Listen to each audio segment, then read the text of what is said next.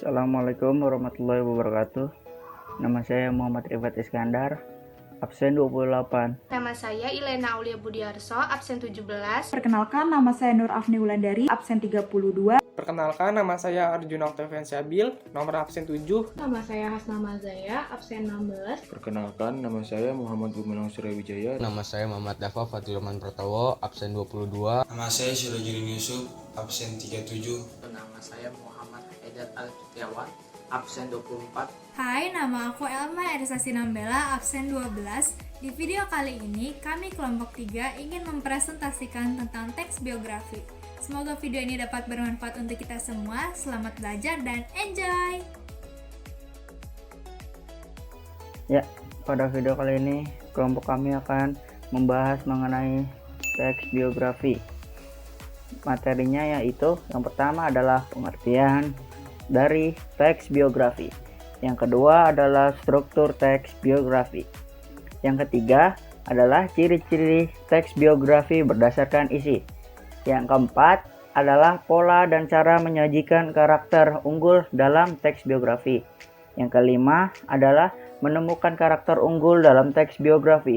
Dan yang terakhir, materi keenam yaitu adalah kaidah kebahasaan teks biografi. Saya akan menjelaskan tentang pengertian teks biografi. Teks biografi adalah sebuah tulisan yang mengulas mengenai kehidupan seseorang atau cerita hidup seseorang selama ia masih hidup. Biografi singkat hanya mengulas mengenai kenyataan-kenyataan yang terjadi pada kehidupan seseorang dan fakta pentingnya kepada lingkungan. Kemudian ada struktur teks biografi. Yang pertama ada orientasi. Orientasi merupakan bagian di mana menjelaskan tentang pengenalan tokoh, berisi gambaran awal tentang tokoh yang diceritakan dalam biografi tersebut. Kemudian yang kedua ada peristiwa dan masalah. Bagian peristiwa atau kejadian merupakan bagian yang berisi tentang sebuah peristiwa atau kejadian yang pernah dialami, termasuk di dalamnya memuat tentang masalah yang pernah dihadapinya dalam mencapai tujuan dan cita-citanya. Hal-hal yang menarik, mengagumkan, mengesankan, dan mengharukan yang pernah dialami tokoh juga diuraikan dalam bagian ini. Nah, yang terakhir ada reorientasi. Reorientasi merupakan bagian penutup. Bagian ini berisi tentang pandangan penulis terhadap tokoh yang diceritakan tersebut. Reorientasi bersifat opsional, yang artinya pada bagian ini boleh ada atau tidak. Di sini saya akan menjelaskan tentang ciri teks biografi berdasarkan isi dan juga jenis-jenis teks biografi.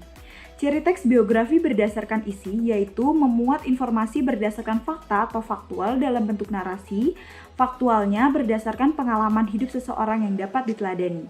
Yang kedua ada jenis-jenis teks biografi. Jenis teks biografi ini dibagi menjadi dua, yaitu berdasarkan izin penulisan dan juga berdasarkan isi.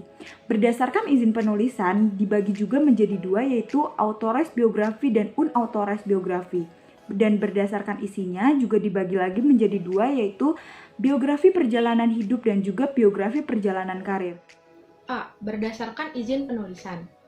Dilihat dari aspek penulisannya, teks biografi dibedakan menjadi dua. Yang pertama, authorized biography. Authorized biography adalah biografi yang penulisannya mendapatkan izin atau sepengetahuan tokoh yang akan ditulis cerita hidupnya. 2. Unauthorized biography. Unauthorized biography adalah biografi yang penulisannya tanpa seizin dan sepengetahuan tokoh yang akan ditulis cerita hidupnya. Hal ini dikarenakan tokoh tersebut telah wafat. B. Berdasarkan isinya. Dilihat dari aspek penulisannya, teks biografi dibedakan menjadi dua. Yang pertama, ada biografi perjalanan hidup. Biografi perjalanan hidup berisi tentang sebuah perjalanan hidup seorang tokoh. Isinya dapat diambil secara lengkap atau hanya bagian-bagian yang dianggap berkesan. 2. Biografi perjalanan karir. Biografi perjalanan karir berisi tentang sebuah perjalanan karir seorang tokoh. Isinya dapat dimulai dari awal hingga karir yang sudah dilakukan sampai saat ini, atau perjalanan karir dalam mencapai sebuah kesuksesan.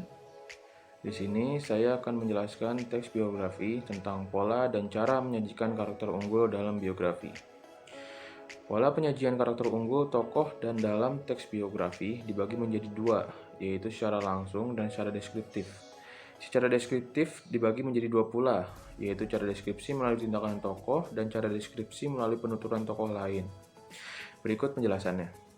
1. Pola penyajian karakter unggul secara langsung adalah pola penyajian yang dituliskan secara langsung, sehingga pembaca tidak perlu membaca keseluruhan teks dan menganalisis makna tersiratnya. 2. Pola penyajian karakter unggul secara deskriptif adalah pola penyajian yang dituliskan secara tidak langsung, dengan cara mendeskripsikan atau menggambarkan tokoh, seperti cara tokoh menghadapi masalah atau watak tokoh. 3. Pola penyajian karakter unggul secara tidak langsung melalui tindakan tokoh adalah pola penyajian dengan menuliskan secara tersirat dalam deskripsi tokoh tersebut. 4. Pola penyajian karakter unggul secara tidak langsung melalui penuturan tokoh lain adalah pola penyajian dengan menghadirkan tokoh lain yang menceritakan atau memberikan pernyataan tentang karakter unggul tokoh tersebut. Sekian penjelasan dari saya. Saya akan menjelaskan tentang menemukan karakter unggul dalam teks biografi. Analisis teks biografi seperti teks lainnya, berbagai aspek dapat dianalisis dari teks biografi, meliputi struktur, unsur, kaidah kebahasaan yang telah dibahas pada artikel ini di atas. Namun, biasanya yang menjadi aspek utama dalam analisis teks biografi adalah karakter unggul dari suatu tokoh. Untuk menemukan karakter unggul tokoh dapat dilakukan dengan mengidentifikasi peristiwa atau permasalahan apa yang dialami seseorang serta bagaimana cara menghadapi semua itu. Selain itu, dapat pula diidentifikasi dengan cara mengetahui cara penggambaran karakternya terlebih dahulu. Cara penggambaran karakter unggul tokoh ada dua, yaitu sebagai berikut: secara langsung maupun yang secara tidak langsung. Secara langsung, penulis atau pencerita langsung menyebutkan karakter tokohnya. Dan secara tidak langsung, melalui dialog tokoh dan dialog tokoh lain dan apa yang dilakukan tokoh lain. Kali ini saya akan membacakan tentang kaidah kebahasaan teks biografi. Layaknya teks-teks lainnya, ada beberapa unsur kebahasaan yang harus dipatuhi dalam teks ini. Berikut unsur kaidah kebahasaan yang harus dipenuhi untuk membuat teks biografi. 1. Menggunakan kata ganti orang pertama atau jamak, di mana penulis bertindak sebagai juru cerita secara objektif. 2. Kata kerja tindakan digunakan untuk menjelaskan perbuatan fisik yang dilakukan tokoh. Contoh menulis, membaca, pedagang, dan lain-lain. 3. Kata deskriptif digunakan untuk memberikan informasi secara terperinci mengenai sifat tokoh. Contoh gigih, berani, kreatif, dan lain-lain. 4. Kata kerja pasif ditujukan untuk menjelaskan peristiwa yang dialami tokoh sebagai subjek yang diceritakan. Contohnya dicintai, diberi, dihormati. 5. Menggunakan kata kerja mental digunakan sebagai penggambaran peran tokoh. 6. Menggunakan kata sambung, kata depan, nominal, waktu. Hal ini terkait dengan pola pengembangan teks yang bersifat kronologi.